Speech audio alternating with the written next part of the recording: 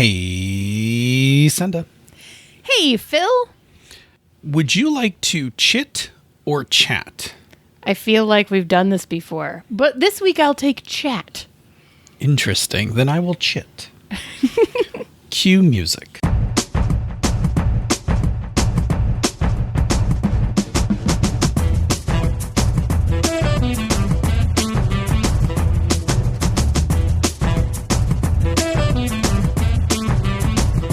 And welcome to another episode of Panda's Talking Games. I am your host, Phil. And I'm your other host, Senda. And tonight, as you may have noticed, we are doing another Chit Chat. We are indeed. Unlike... What does that mean, Phil? What that means is that there is still a pandemic going on. Right. And other stuff. And other stuff, which we'll talk about in the outtakes. But during these difficult times, as a way to give ourselves a little self-care, we have taken the show complexity down a notch. So we've done that by not scripting the show in advance and not editing the show. Very much. I think you just do a little end trimming and drop some music in. I just put the music at the beginning, I put the music at the end, and that's it. And what that means for you, good listeners, is that you will find the outtakes scattered throughout the show. Correct. Like Easter eggs to be hunted down and found. Yes. And instead of separated out carefully into their own little basket. It also means that the topics that we're coming up with tonight are organic. So we're doing that by talking about things gaming-wise and other that are going on in our lives. What a good descriptor that was. Organic, yes. Yeah, it makes it sound good instead of lazy. It's neither, right? So when we do when we do scripted episodes, we are often instructing on a particular topic. But tonight we're just going to talk about, and we have a really good way of doing this is to kind of pull the gaming topics out of the things that are going on in our gaming. Right. Which, we game, and so therefore we have experiences, ideas, and thoughts on gaming. So we're going to do that. Shocking, isn't it? And then on the second half of the episode, we'll talk about something else that's giving us life. So now, for any reason, if you are a new listener to the show, like you've been, walled up in your house and maybe you're just getting out, like starting to go back out in the world, and you're like, hey, I got this cool new podcast and I'll listen to, and you're like, people seem pretty interesting. Know that these aren't our normal episodes. If you want one of our more, quote, standard episodes, which we'll eventually return to. Polished. One of our more polished episodes, yeah. Which we'll eventually return to. We'll get back. Go find in our back catalog anything with a number. We've been very careful to not number these so that people were just aware that they're a little different in format. So if you want to get a taste of what Talking Games is like at other times, go check a numbered episode out. I don't think you'll be disappointed. I'm going to back you up for 1 second because these are numbered. They're just numbered differently from the rest of our episodes. Well, that's fine. But if you go back and look for something... This is like Chit Chat 7. Right, but go back and look for something like 147. 200 Yeah, exactly. Something. Yeah. Go look for a number like that. Right, we've been doing this for a while. Exactly. Yeah. All right, so cool. So we open the show with what's giving us life in gaming. Well, let's actually pause one more second here because this is something else that I feel like we should just be saying still, so we just remember. Hey, Black Lives Matter. Don't stop, people. Keep going.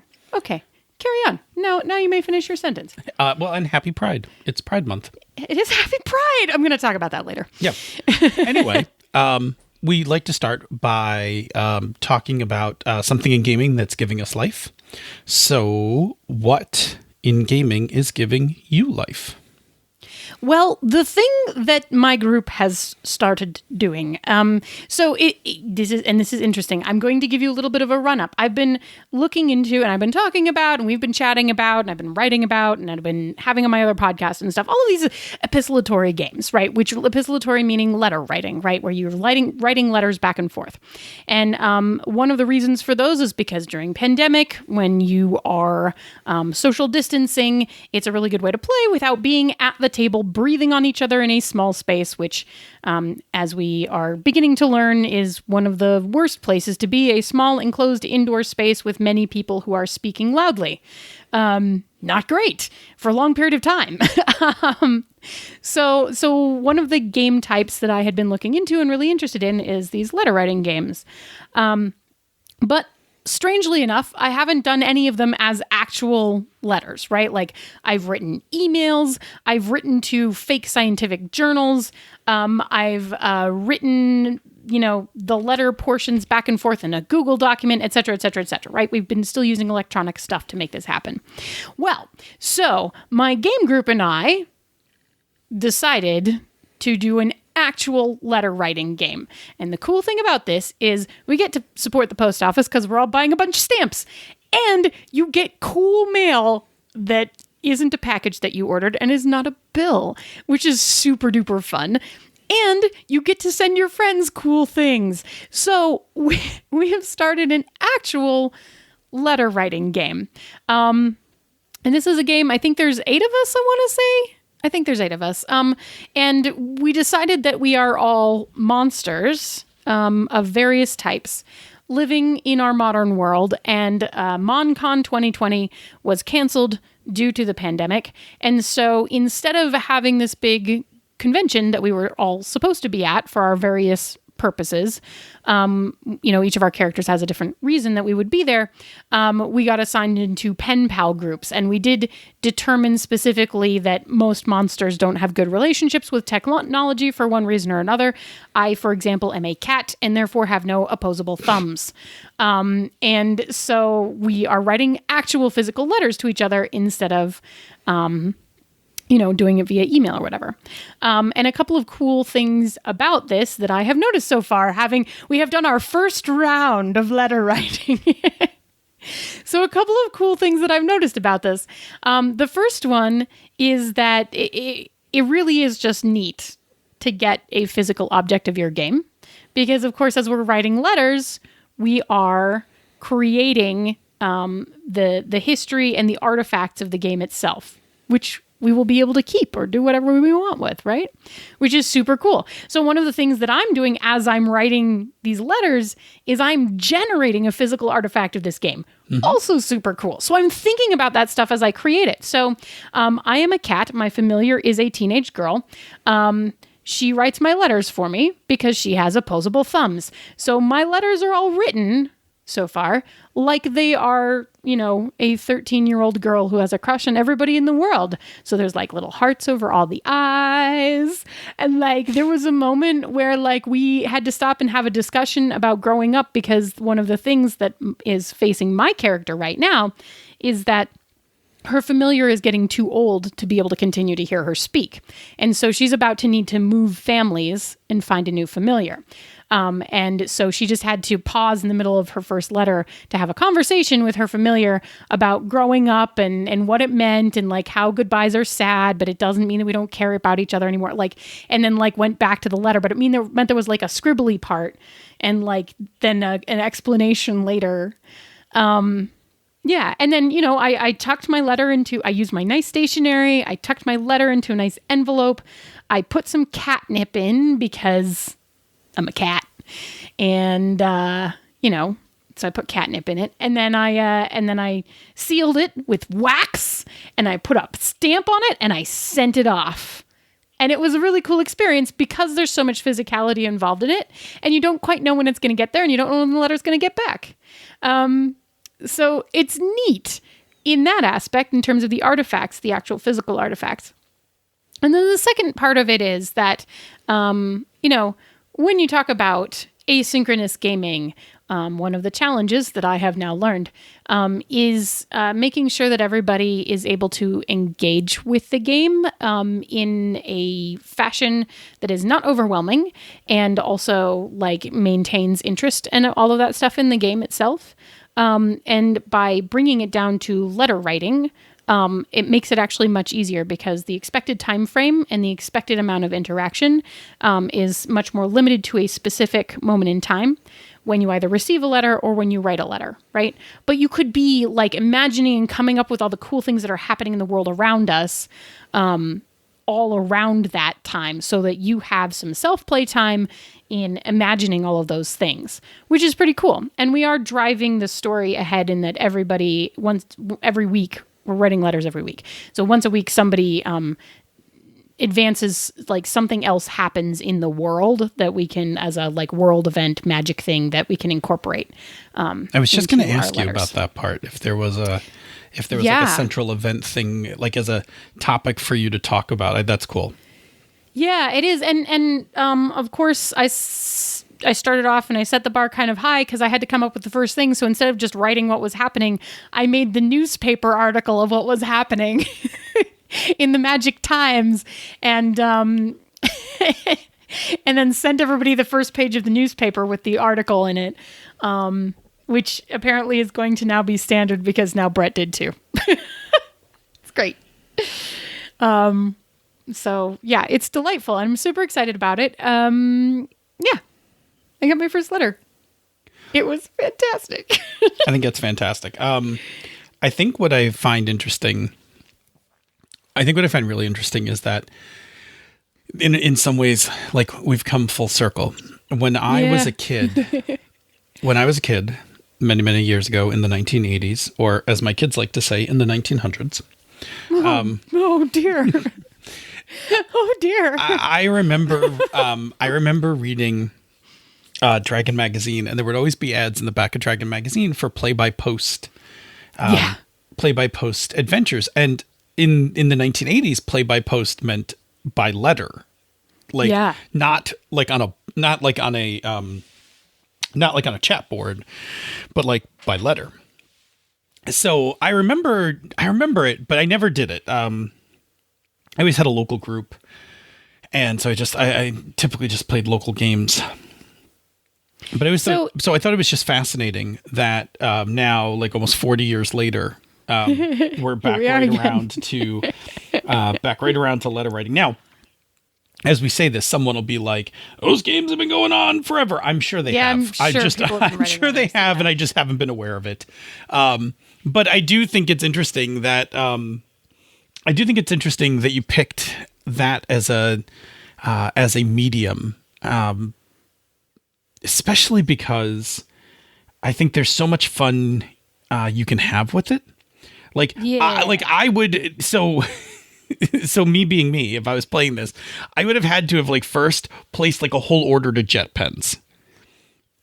Right? Like I would have I'd have been on jet pens and been like, okay, I'm going to need some specific stationery. I'm going to need a character pen, possibly ink. Is my character a fountain pen? Are they a gel pen? Are they, I would have I would have gotten deep into this bullshit. I don't know if you can see this, and I know our podcast listeners cannot, but this is the new seal I just got, which is a cat. Yes. With stars in the background. So that now when I seal my wax seal on my letters, it has a cat on it. Oh. Because before I only had a moon. Yeah. This is important. Now, part of this is I might end up buying more stationery. However, I have a large quantity of stationery on this bookshelf behind me in that flowery box. Yeah, I do not. That I'm trying to use up. I do not. So I would definitely be going through this whole thing of like, who is this character and what does their stationery look like? What does their stationery say about this character, right? Like, I like the fact that like resisting so hard doing that because, like I said, I need to use the stationery that I have. But like, if I have many ideas about what her stationery would look like if I were to buy it. I used to have, so back in the late 80s, late 80s, early 90s, I had this really bad habit of I would go to like Walden Books. Do you remember Walden Books? Yes. Okay, I used to like I would go to like Walden Books or B. Dalton or whatever, and I would buy those journals. You know, the ones they'd have like on the rotating rack, like the hardcover journals. I would buy them and be like, I'm going to use this journal for my like for my game, like for the game I'm gonna like the character I'm playing or whatever. And then like the campaign would end like a couple months, and I'd have used like 6 pages. Yep. And then I'd be like, I'll need to get another journal. Yeah. Right? Like I could not. Just I did that too. I used to have, until I finally like just made peace with it and let them go. I had like a graveyard of journals with like 5 pages used, 6 pages used. I've now I've grown comfortable in my old age of just using a journal, and when I stop and pick it back up, just get to the next fresh page and start again. Like I don't have any issues about that anymore. I used to have a lot of hang-ups like, oh, if I'm going to use a journal, it needs to be pristine.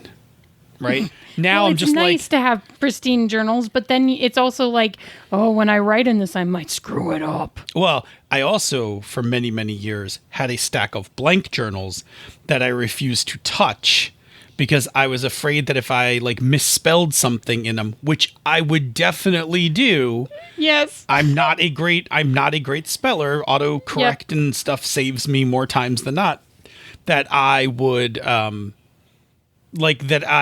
ruin the journal, right? Even though no one would see the journal, right? Just me. I was always worried that my handwriting wouldn't look as nice as I wanted it to. Oh, like I literally worried. Right, I wasn't got down worried to that about level. that. I knew that was true, right? Like so, that's an app. Like I was like, oh, my handwriting is, at best, okay, and in a rush, pretty terrible. I'm not gonna.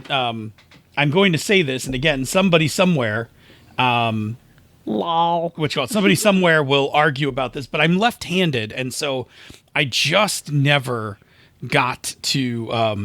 I never got really solid. Like I don't have great handwriting, which is why I'm an excellent typist. So this is really interesting because the other thing the letter writing actually makes me think of, which is not related to the immediate desire to pick up all of the accoutrement, because boy, do I want to buy stationery, and I may not resist for a whole lot longer. We'll see. But the other thing that it made me think of is there was this book that I really, really enjoyed that I got at my local library. So, of course, I'm trying to remember what it's called, and I'm trying to remember who wrote it. And I thought it was Elizabeth Ann Scarborough, but I don't think it is. Listeners, pay attention. See if you can help.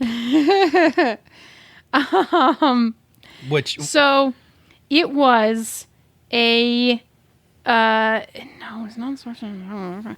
Anyway, it was a book. And I remember that the main character's name was Cecilia, but it was a book written by an author that I liked a lot, whose name I apparently now cannot remember because I thought it was Elizabeth Ann Scarborough, but I just looked through her entire list of books and it was not there. And it was something about magic, but it was a book that like she had written letters back and forth with one of her friends, and every letter was a chapter. Wow. And it was this fantastic, like Victorian magic adventure spy story thing. And it was super cool. And I don't remember it super well, except that ever since I read that book, I've always really wanted to write letters back and forth and write a story by writing letters, right? So, like, I'm really excited about this. It's really cool. And we're not writing letters to everybody every week, but like we get assigned to someone that we have to write a letter to every week, and then you can respond to a letter that you receive if you want to. Right? So like you can control your commitment in terms of time and energy and stuff, right? But anyway, gosh, I wish I could remember the name of that book. It's going to drive me absolutely up a wall. I know I have some of her books on my shelf, but I think they're behind me where I can't see them. which is causing me All right, problems. so look, we can't have Anyway. you just staring at your bookshelf. I know, but I am. Well, then I should probably now take over. So you should tell us about what's giving you life in gaming. Okay, since you've now wandered off, and I know. Somebody tell me what the name of this book is. alrighty. So it's given me life in gaming this past couple weeks, and will again this week is superhero games. Woot. I am. I've always liked superhero games of some sort or another. Back from when I first picked up my first copy of Villains and Vigilantes, although I did not like Villains and Vigilantes. I liked the idea of it. I did not like that. I really fell in love with superhero games with Marvel Superheroes, the face rip system, and then later with the Marvel Superheroes Saga system, Masks, of course. The Palladium one, Heroes Unlimited, was another one I really liked. But the 2 weeks ago, I started running my Icons campaign. So Icons by Steve Kennison, who is the creator of Mutants and Masterminds, which is arguably one of the, I don't want to say crunchiest. It is a fairly robust superheroes game. And it's D20 based and all of that. I played it. I ran it for a while. I liked it well enough. But so Steve also made Icons, which I love. Icons has a lot of fate woven into its DNA. It can't be unintentional for how much DNA is woven in there. It has to be very intentional, and I like it a lot. In fact, it's so much that I have trouble using the actual game terms of the game, and I often just keep using the fate terms for it. So I keep saying things Seems like fair. aspects instead of qualities and fate points instead of determination. But here's what I love about superhero games. And I'm going to say Icons, and then I'm going to lump Masks in with this as well, because I had the same feeling for Masks as I do for Icons. I really like superhero games that don't overly mechanize powers. So, Okay. Yes. if you go back to things like Mutants and Masterminds, Heroes Unlimited, and things like that, powers read like almost like spells, like little mini rule packages, right? But I like a superhero game where the superpowers are more narrative, and there's just a central mechanism for doing task resolution. Yeah. So I like this a lot because what I think this does is that one of what I think is the cool parts of a superhero game is using your superpowers kind of outside of the obvious way that they're used. Yeah.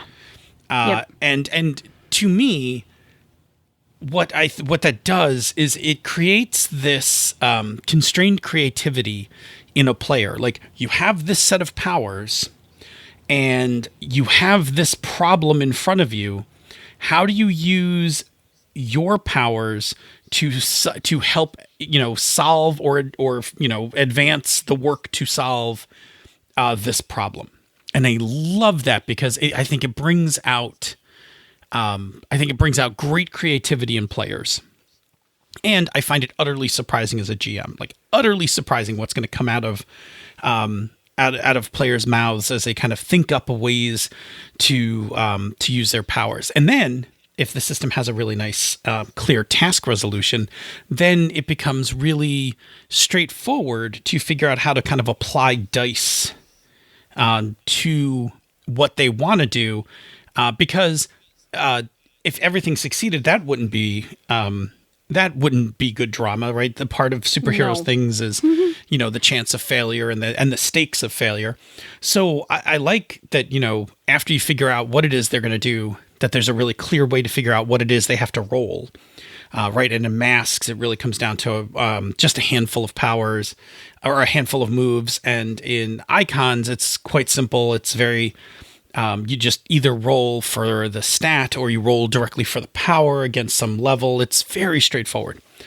And I just love the creativity it brings. We did this relatively, it wasn't anything very special. We just did this fight in this college quad with this robot.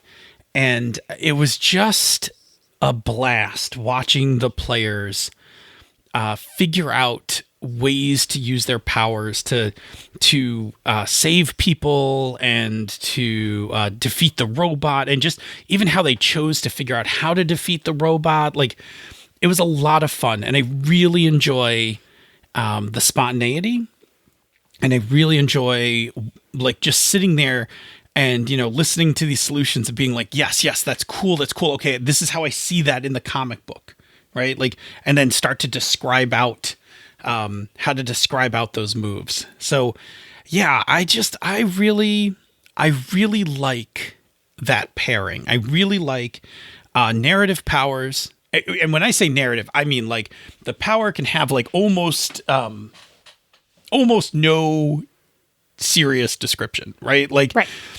You've got force beams. What does it mean? I don't you know. got beams. They're And they made do of force. What can I do with them? I don't know. Let's find out what you can do with them, right? And Icons has this really great system for how to do it, and it's very Fate-like. So once you know what the intent is, it's really easy to figure out which mechanical path you need to go down. Like what's your intent here? Oh, I want to damage it. Cool, that's an attack. We'll go this way. What's your intent here? Oh, I want to set it up for, the next person to come and hit. Oh, you want to put a quality on it. Like in this case, to create an advantage. Yes, create an advantage. Cool. I we know see how to why it's difficult to not use fate words for this. Oh, it's so. I'm only curious. I really am just curious. In terms of why it's not just a Fate game, Yeah. and why it's so Fate-like but not. It's really, Yeah. I would love to at some point ask Steve that question. The other thing that Icons has really made me think about is that I looked at Icons and I was like, okay, I could make a couple of quick cuts to this game, as in pare down the power list and change there's a scale, like like there's the Fate table. So what they do is they take that chain of numbers, but they also put it next to like, this is how much weight you can lift. This is how much, how fast you can run, whatever.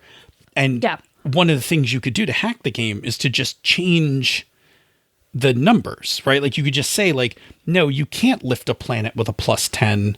Right. You can only lift like a battleship. Right. Right. But what that would do is then that would let me actually get very close to, running Underground. Yeah. A game that I very much love, but a rule system that is a slightly dated and maybe not as much fun to play in. But it could easily be with just a little work in Icons game. Yeah, Underground is the thing I thought of when you were like, you should watch The Hunted. That's my favorite episode from season 3 of The Next Generation. And I was like, oh boy, I can see that. Yes. Super soldier who can't go home, right? Like, yeah, go figure. Yeah. Super soldier who's only got, he is a hammer. Yes. And all of his problems wind up being nails, right? Even when he doesn't want it to be. He doesn't want them to be nails, but they all have to be nails because that's the only tool he has. And actually, when I did play, many, many years ago, Chris and I hacked up a very early version of Fate Core to play, to play Underground.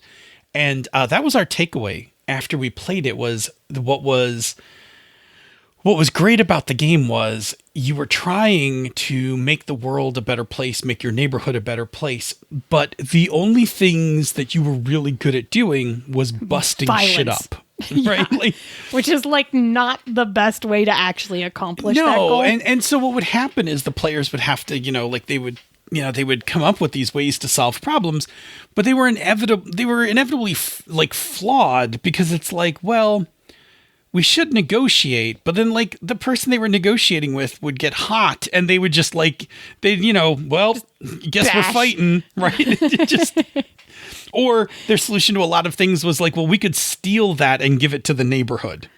Right. Because that was the thing they were good at. Yeah. So yeah, that was actually a lot of fun. It was a fun emergent theme in the game, was just like, well, your hammers, like, right. try to solve some problems. Right. No, and it's cool. Yeah.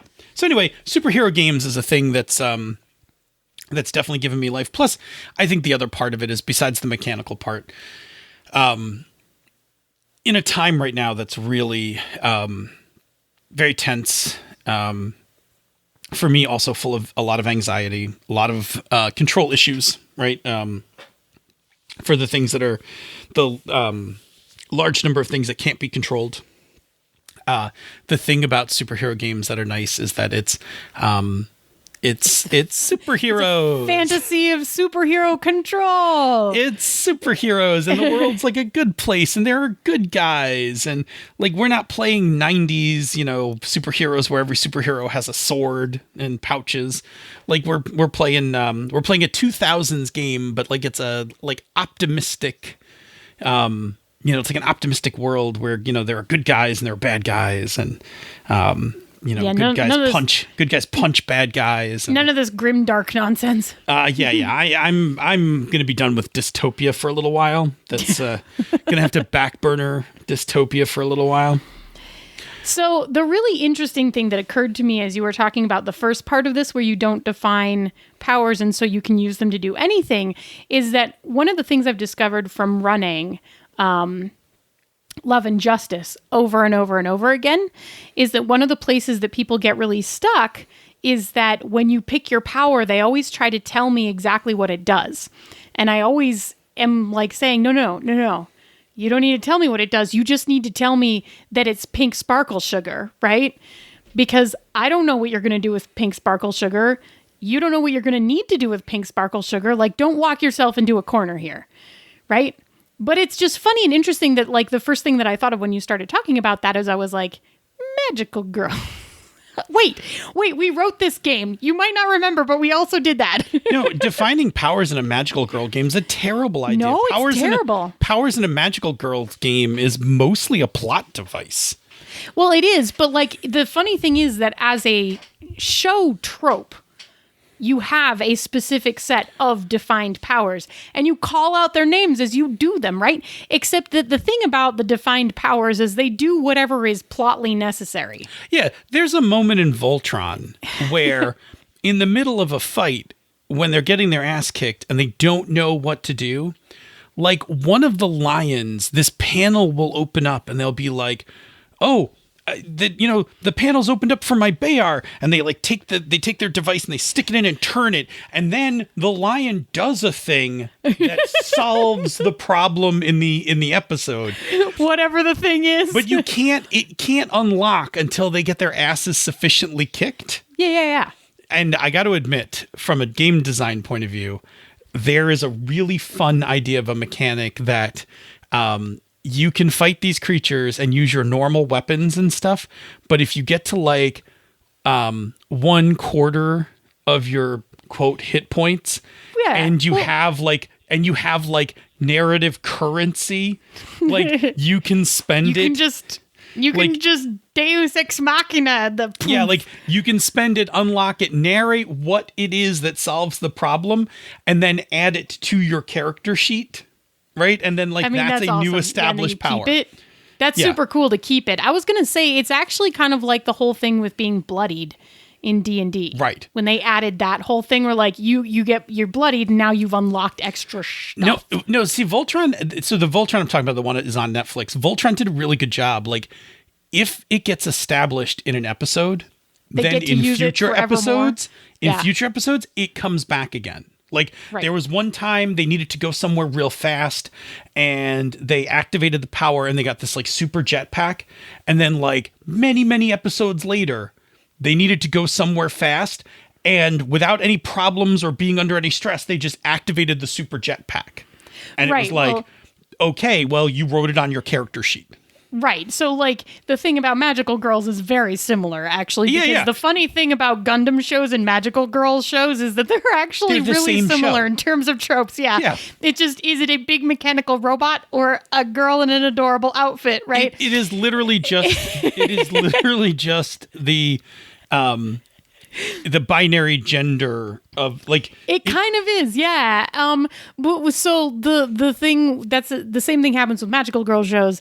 Like you get into the serious episodes when shit really goes down. Everything is horrible.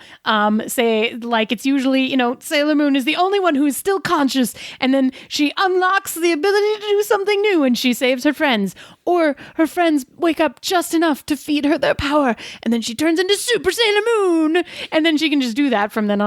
So here's what I want now. Yes. Now I want the flip of those. I want the magical boy. I want the magical boy show, and I want the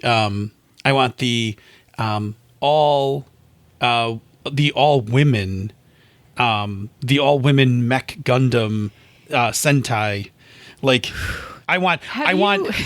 There are some things about it, but so what's interesting is that we could get into a really interesting conversation, and I we're honestly not. haven't done enough research, but I will say two things about it. The first thing that I will say about it is I have consumed a number of animes where it is a girl mech show, and it's then interesting because what I feel about those shows, while I very much enjoy them, is that is definitely shows in which the woman is there for the male gaze. It becomes really interesting. So if we talk about something like She, the Ultimate Weapon, for example, which don't watch unless you want to bawl your eyeballs out, to be clear. But like that show is not even told from the perspective of the girl who is the ultimate weapon. It's told from the perspective of her boyfriend, who is a normal human. yeah. I'm right? talking But, like, about. I get what you're talking about, but it's really interesting. But like shows exist like that, but they aren't created like the way that you're talking about. I right? want it real. Like I want the full on experience. Yeah. And I don't want it to be like, I don't want it to be women acting like dudes piloting mechs. I want it to be women being women piloting mechs, and then like, you know what I'm saying? Like, don't just change the gender, but give me the same like Sentai boy script. Like, I want do it all over. Like tear the whole that trope. has to exist. I'm sure it exists. My knowledge of anime my is anime abysmal. knowledge is about 10 years out of date, and I haven't found it. That doesn't mean it doesn't exist. Somebody will be tweeting Somebody's us going to and tell being us. like, watch this. Watch and I will these say ones. thank you. Like Yes. then thank you. Send Thank us you in the advance. magical boys, please. Yeah. I would totally love. I mean, Magical Boys. not Sailor Starlights don't count because they turn into girls when they transform. Yes, and the boys on Amazon is not magical boys. Let's just be clear. that's not magical. All right. So, complete side note, I found the name of the book. I had the wrong author. It's called Swords and Cecilia. No, Sorcery and Cecilia, and it's by Patricia C. Reed. Okay. Perfect. Excellent. Yes. Thank you for finding it. Yes. Hey, let us move on to our next section, which is Yeah, we'll do it quickly, something right? else Yep, something else giving that's us giving life. you life. Do you want me to go or do you want to go? No, I don't, because yours is cooler than mine. So I would like to just get mine out of the way, Okay, you go. because yours will be the better ending. Okay. So the thing that's given me life is paper books. So As someone who used to work in publishing, so here's the thing, right? delighted giga. Yeah. So here's the thing. For many years, I like to use my iPad for consuming media, right? I have PDFs of all my game books. I have Marvel Unlimited for reading all the comic books. I have, Kindle app on my iPad, whatever. So I use my iPad a lot for consuming media. But after having a lot of anxiety problems and having some really bad insomnia and sleep problems over a couple of weeks during the pandemic. I actually had it happen twice, and I stopped it once myself, and the second time was kind of just out of control, where I was barely sleeping night after night, and it was really starting to wear me out. I had a really good talk with my therapist, and one of the things that we started working on was kind of de-escalating my evenings, right? So stopping doing any kind of work by a certain time and doing some like recreation like Minecraft or something. No social media after a certain time. But then the last part of it was like an hour before I go to bed, no screens, no phone, no iPad, no computer, no TV, but do something. And I was like, what will I do? Like, and I was like, well, I could read, but I'm like, well, I can't because like I'm not going to use my iPad. And I'm like, but wait, There's bookshelf, this thing. There's the thing called books. that bookshelf full of books might be the clue to like to this mystery. So I was like, all right, cool. I'm gonna read physical books again, and so that's what I've been doing. Is that like an hour before I go to bed, I turn off all my screens. I go and sit up in a chair, and sometimes I have a snack, sometimes I have like a little water, sometimes I chew some gum to keep me from falling asleep. And for like an hour or so, I hold a book, not a thing I have done in a while, and turn pages and read. And I know it sounds really silly, but I mean, I've always loved books. And then I got to a point where I put a lot of it on my iPad because it was convenient. But it's not really good for me in the evenings. And so actually physically reading a book and just feeling the pages again and stuff like that has been like a really lovely experience. And I didn't even jump into any new books because I'm in a place where like I don't want an unpredictable outcome. Right? Like it's the same reason why I won't watch new shows right now. I don't want an unpredictable outcome to my TV. I want tried and true, right? I just want to feel good. So I actually picked up a rather massive tome that I have, which is I think it's the Great Book of Amber, and it's all 10 Roger Zelazny Amber novels. Oh my God! In one book. It is 1,200 pages. That thing is a monster. It's a monster.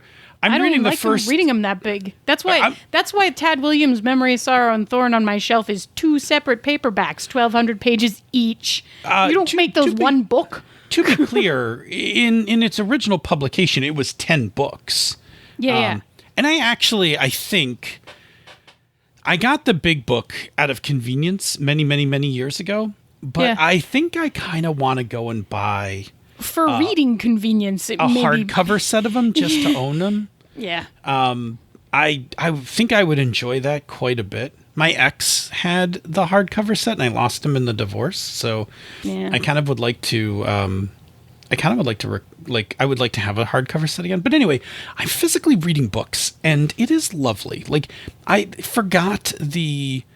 While I miss the ability to just zoom in when the letters look too little, and I miss you're getting old. I am, but I have bifocals now. Aww. I also miss the thing which I really like on my Kindle, where if I'm not 100% on a word, like I can just click it and quick read the definition of it. Like I find that to be really helpful.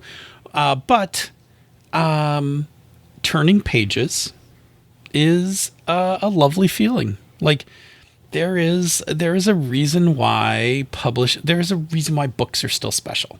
Yeah. All right. Anyway, I know I could just go in circles about it again, so I'm done. That's okay. I really like books too. By your many bookshelves. You can only see one of them from this angle, but there's 2 more over here. When you used to record, I could see it the other way. You could see a couple of them. Yeah. Plus, I've recorded in that space. Yeah, you've been in this room. There's lots of bookshelves in here. Yes. Yeah. What is giving you life, and why is it tied to your head? Yeah. So I'm queer, right? Like this is a thing I've been pretty open about for a while now, but I'm like pan queer. And so I've been married. I have a child. I've been married to a cis man. I have a child. In all ways, to the outside world, I have appeared to be a very heteronormative person for a very long time in my life, even though that hasn't always been how I've acted. And the interesting thing is that once I got divorced, I started to, be more accepting of those parts of myself again. Like now that I'm like not in some of those expectations. And so it's been a journey of like, yes, I'm queer. And then it's been a journey of like, then I put it on Twitter. Right. And then it's been like, but I know that I pass, which is both a privilege and also invisibility. And this is the interesting thing that I talked to my therapist about, right? Because invisibility is also a thing. So the thing that is giving me life this week is that I finally gave in and I bought rainbow things. I have never owned a rainbow thing that I could wear. And it's Pride. And even though Pride is very different this year because, pandemic and stuff. And also, frankly, like there are other things we need to be marching about right now. Absolutely. But there are some Pride things we should be marching about right now too. But we won't go into that right now. But the thing is that I haven't ever had anything that one would wear to like Pride. So I got two things. I have a rainbow kerchief, which I am wearing in my hair right now. And I have a very adorable rainbow striped vintage dress from Unique Vintage, which I'm now falling in love with their stuff. It has pockets. Oh God. So this is my thing that's giving me life. They came, in the middle of this week, and it's the first time that I have felt, dare I say, but I think that this is a common feeling among us bi/pan folks. I finally feel queer enough to wear rainbows. I'm 100% with you, right? Like I've struggled, I've struggled with this myself, for some time. And I have, my most rainbowy thing because, I predominantly wear just all black. Yes. But my most rainbowy thing is my, my Fate Overcome t-shirt. Yes, that one is very good. Which I love. And, I have several pins. Right. I have a bunch of pins that I usually wear at conventions and stuff. Yeah, I don't. But there's no conventions. There's no, we're not conventioning right now. So no, I'm 100% with you, right? I've struggled with this as well. It's been a thing I've talked about in therapy as well, and have wrestled with, right? The question of, am I queer enough, right? Like how, will anyone know? Right? Does it matter? And then there's does it matter? But then it's also am I taking up space where I shouldn't take up space? Sure. That's part of that feeling. The am I queer enough feeling is it okay for me to be in this space? Yeah, totally. Right? Is it okay for me to claim space in these circles or whatever, right? And the general consensus has always been the answer is yes. Yes. But the harder part is the feeling it, right? It is like a weird, I don't want to say it's the same as, but it's very similar to imposter syndrome. Yeah, it feels right? a lot. It feels a lot like it because it's the do I belong here? Yeah, am I enough to belong here? Can I check this box? Yeah. Right? Do I have the cred to belong here? Which is actually exactly how my imposter syndrome manifests itself. And it feels the same. Do I have the queer cred to exist in this space? Do I have the game designer cred to be on this panel? Yeah. and the thing is, when you buy something with a rainbow on it, and when you fly that flag, the fear that you're running up against is, am I going to be cred checked? Yes. Right? Like you're wearing this rainbow scarf tied around your hair. Now is somebody going to come up to you and be like, why are you wearing that? You have a kid. Right. Or some other ridiculous. Hilariously, I thought you and Andy weren't dating. Well, we're not. Right. Yes, we just but live we together. do live in the same house. Yes. Yeah, and so I totally get it, right? And I think that and I think it's fantastic, like when one is inspired to purchase it, and to be able to fly the flag. Like I said, I wore my I wore my Fate shirt out one day to go grocery shopping. A couple weeks, or right at the beginning of June, because I was like, oh, it's June. It's June. Right, I threw it on. I had to go to the grocery store to pick something up. And I went to pick it up, and the cashier who was checking me out, she was a young girl, young woman. She was, probably like 20-ish, right? Yeah. She turned and looked and was like, oh, I really like your t-shirt. Now, I'm fairly confident she didn't say that because I had the Fate Overcome. Right. I was going to say, like, there's just not that many people who are like, that's the Overcome icon. Right. I'm pretty sure she wasn't commenting on the Overcome part as much as she was commenting on the rainbow. On the rainbow. Yeah. Right. And I thanked her for it, because I'm pretty sure I'm pretty sure she just acknowledged, it's like that TikTok thing. Like, I was going to say, are you? I love your outfit. Are you? Are you? Yeah. Yeah. So yeah, I mean, one, it feels really nice to, it's a little leap of faith to fly your flag. Yeah. But then it's really fulfilling when somebody comments on it, because 90% of the time when somebody comments on your rainbow stuff, that's why they're commenting on it.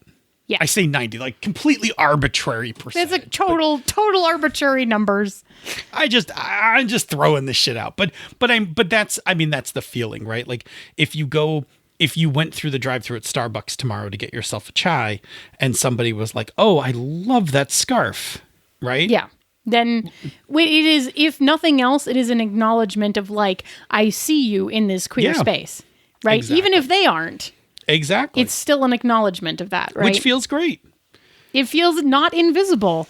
Hi. Yes. There's like 2 days a year that we get to be not invisible. Exactly.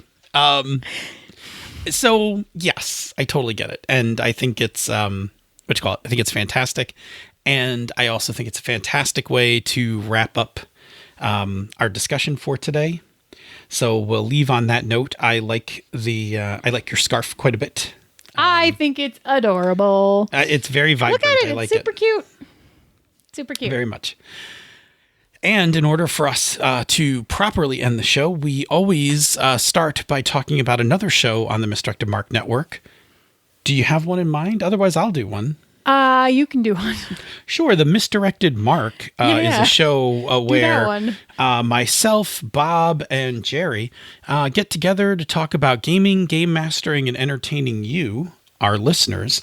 Come give us a listen. We are currently about to take a deep dive where we're going to go take apart a game and talk all about it. But in general, we talk about game mastering and playing games and things like that. So give a listen to the Misdirected Mark. Yay.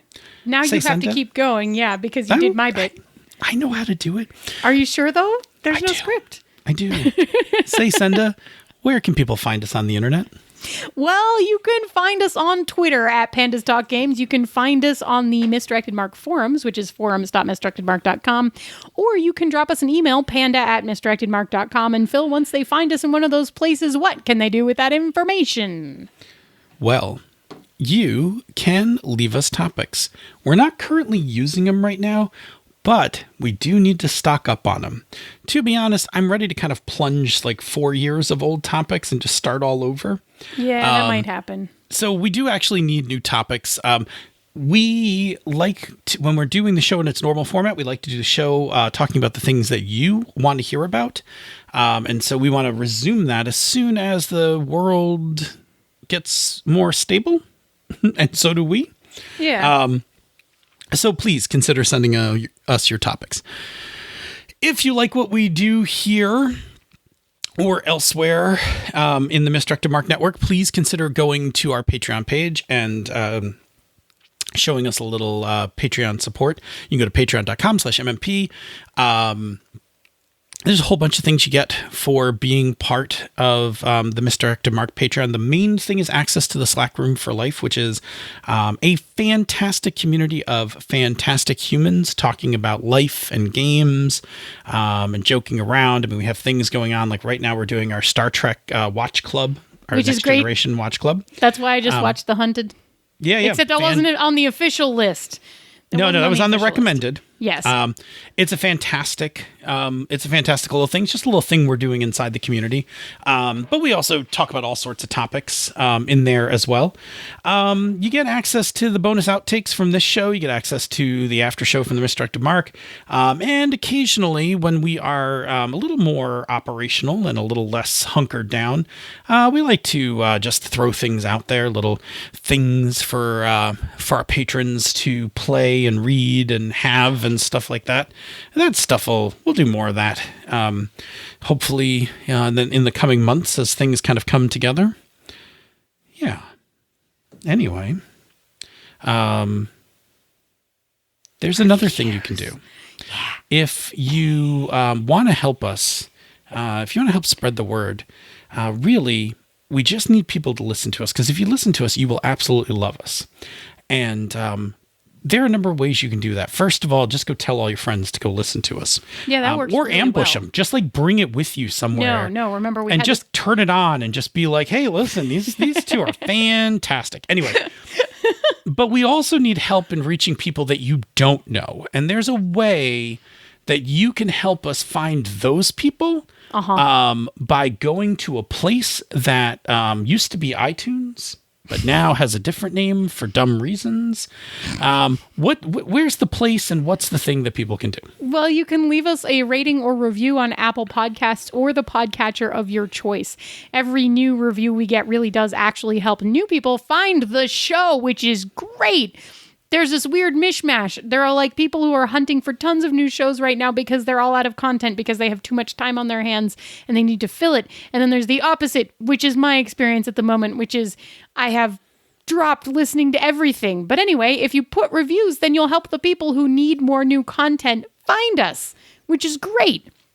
So anyway, it's really fantastic when you do that thing. We super duper duper duper duper duper duper appreciate it. Or, just like tweet about us or whatever. That's cool too. And thank you so much to everyone who already has. We love you all with big hearts. Heart hands. Big heart hands. Big heart hands. Say, Senda, who are you writing your next letter to? The Revenant. With his mutton chops. Show me what you got. Show me what you got. Hey, show me what you got. Show me what you got. Show me what you got. Hey, show me what you got. Show me what you got. This show is a joint production of She's a Super Geek and Misdirected Mark Productions, the media arm of Encoded Designs. Show me what you got. Hey, show me what you got. Show me what you got. Hey, show me what you got. Show me what you got. Hey, show me what you got. Show me what you got. Click, click. I have waveforms. Oh, hooray for waveforms. Hey. Well, we won't talk about this much now, but No, we talk about these things at the end. Yeah. Good. Open hailing frequencies. Okay.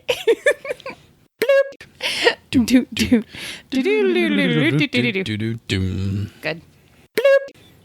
Show me what you got. Show me what Show you me got. what you got. Show me what you got. Show me what you got. Ooh, are you there?